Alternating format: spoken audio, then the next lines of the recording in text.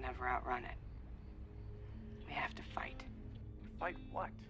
We don't even know who's alien and who's not. Body snatchers, humans became emotionless. They completely lost their identities.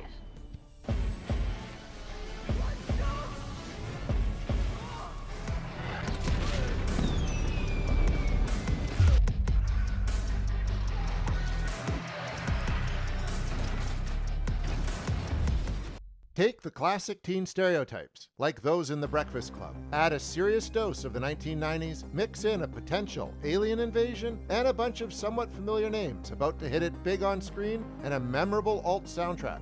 What do you get? Well, you get a weird subgenre of films from the late 1990s, but in particular, you get The Faculty. So let's jump into what the happened to this horror movie. In The Faculty, the cast gathers a jock who doesn't want to be a jock anymore, the cheerleader who cares about looks but also cares about her writing for the school's paper, the nerd, the incorrectly labeled weirdo, the held-back kid who sells drugs, the new girl, and a few other hangers-on. Matching these teens, the adults include the school's staff, including the typical football coach, the hot teacher, the exhausted nurse, the old teacher, the strict principal, the cool science teacher, and a few parents, including one who has an anger issue. These people are all at the center of what looks to be an alien invasion.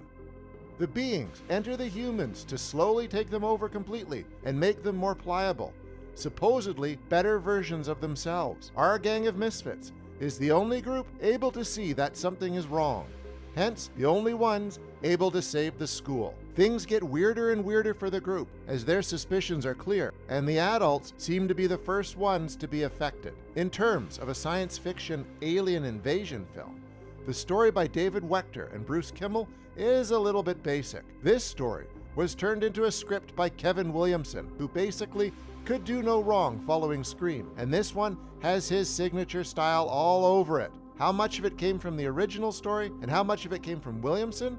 Well, after rewatching Scream recently, and now The Faculty, the language, the mannerism, and the pop culture references all feel very Williamson.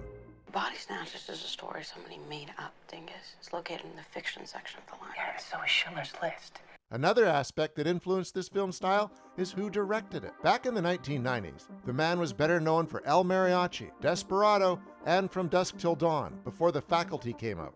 Fans of his were very much expecting his style here, and well, they both got it, and didn't. The film does have some of Rodriguez's flair, but it also feels a bit subdued for his early career. Knowing where he went from there with the Spy Kids films, Sin City, and Planet Terror, this slight departure fits just fine in his career path. The man loves fun movies and does them with talent. This means that The Faculty was, oddly enough, in the right hands. Not all will agree with this, but looking back now, it works because of those involved.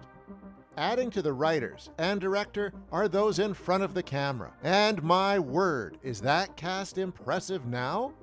Leading the group of misfits is Elijah Wood, who isn't top billed, far from it if one looks at the IMDb page for the film. Woods was pre-Lord of the Rings and playing the most famous hobbit of all. He was also post The Good Son, North, Forever Young, and those Paul Abdul videos. He was established, but he wasn't nearly as huge as he would get in 2001. So his presence is interesting and not entirely surprising, especially looking at the films he now selects. Playing his misfit co-leader is Jordana Brewster, who is just about to hit it big, also in 2001, with the Fast and the Furious franchise. But what did she have before The Faculty? Well, she had one uncredited appearance on a kids' television show and one appearance on All My Children. She wasn't exactly famous, to say the least, but she attracted attention fast in the trailer for The Faculty. Also not established by much, but the top billed back in the day was Josh Hartnett. Not long after this, he was a bona fide teen heartthrob, but in 1998, he only had Halloween H2O and a short film behind him. Not exactly a ton of help to sell this film, but he was a hit with the teens, and his face was all over mags like YM and other teenage publications. Of course, his career hasn't stopped since then, even if some choices have been iffy. He has been involved in big titles like Pearl Harbor and Sin City, as well as a slew of indie films. Now, the rest of the teens here are played by familiar faces, such as Usher, who is fresh off his second album in 1997 and was pretty much a fixture on music video stations. This was his official feature film debut. Also in the teen cast are Clea Duvall, fresh off Can't Hardly Wait, Laura Harris, who had been a TV movie regular, and Sean Hadosi, who had a solid body of work already. On the adult character side, most of the cast needs no introduction, with the coach played by Robert Patrick, everyone's favorite T-1000, Salma Hayek, who had worked with Robert Rodriguez twice already on Desperado and From Dusk Till Dawn, Piper Laurie, who horror fans love to hate in Carrie, Bebe Neuwirth, who had been in a little bit of everything, Jon Stewart, who had already hosted his own show and been on a ton of television series, Famke Janssen, who was no stranger to horror already and about to hit even bigger than she already had as a Bond girl with her part in the X-Men series. These are but a few of the familiar faces in this film. Many of them were about to become household names, and huge ones at that, but most of them were just vaguely familiar from previous work. This film hit the casting jackpot, something that absolutely must be a factor in why people still look for it 25 years later.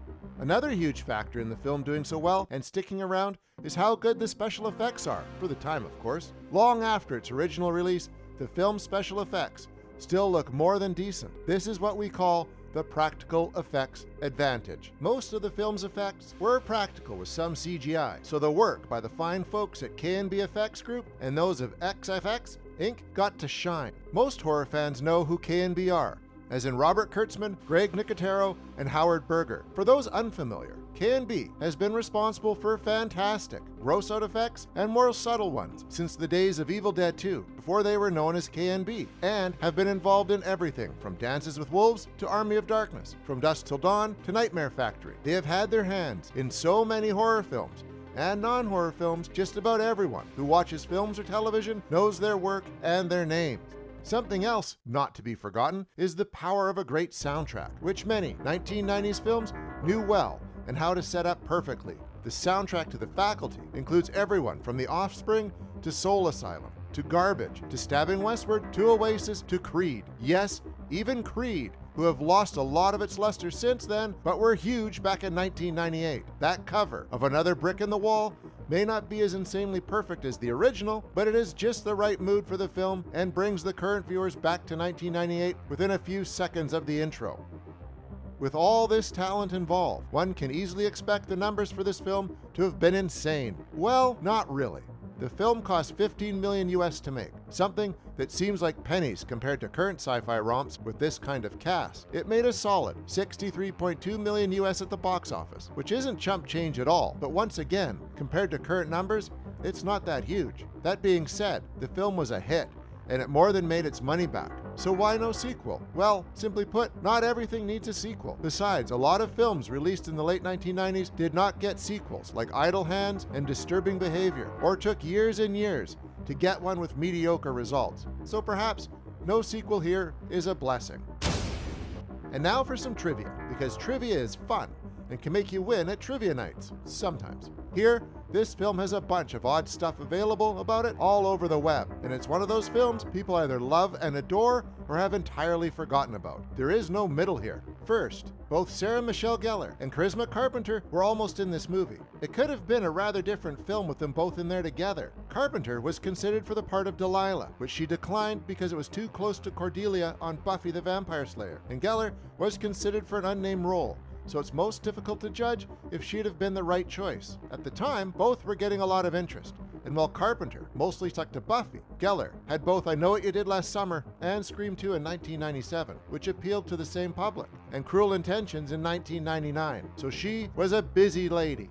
Also considered for the part of Delilah was Jessica Alba, who ended up working with Rodriguez later in the Sin City films, the Spy Kids series, and the Machete films. At the time, she was busy with television series and a few upcoming big films. Another actress who passed on a part in The Faculty was Gillian Anderson, who is busy with this little television show called The X-Files, and had also appeared in Playing by Heart in 1998 with Jon Stewart. This crew was busy, both the actual cast members and those who were approached for the film but didn't end up in it. Sherilyn Fenn was also considered for a part. Another actress who basically didn't end up in The Faculty, besides one very short scene in a classroom, is Kidada Jones, who played Venus, a victim of the cutting room floor. She only has 6 acting credits to this day, and were she not cut, who knows where The Faculty could have taken her. For those who remember the promos for the film, some of her scenes were shown in the previews for the movie, and she was part of the cast that did a Tommy Hilfiger campaign to coincide with the film's release. This was a trade for product placement of Hilfiger's line in the movie.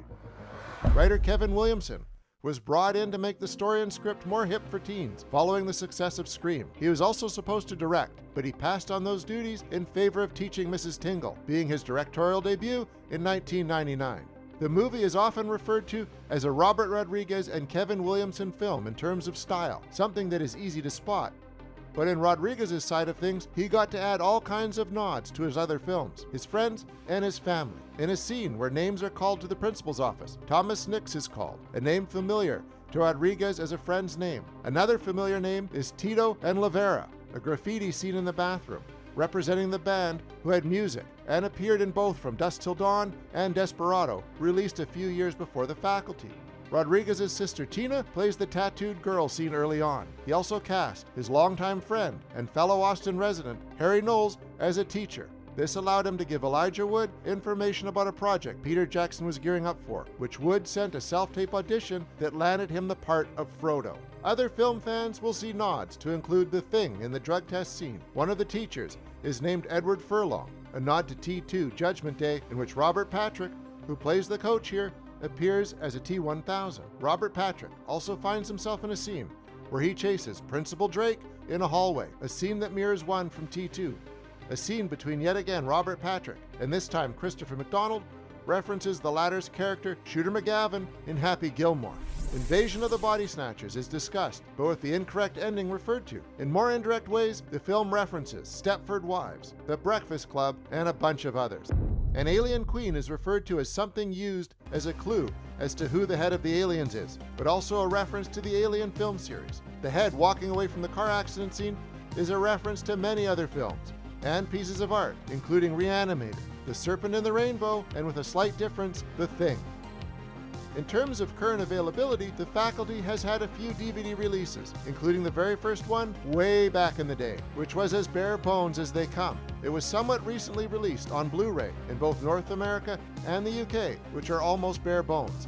This film needs a packed re-release ASAP. It's one of those that slipped through the cracks for too many people, and it deserves better in terms of a disc release.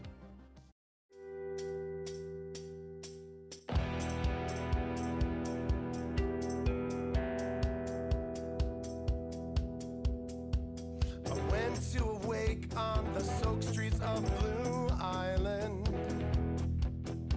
And my father, though a strong man, you know, I swear I saw him crying.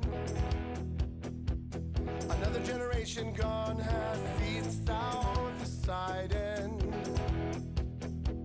When you say a prayer and you put him in the ground, just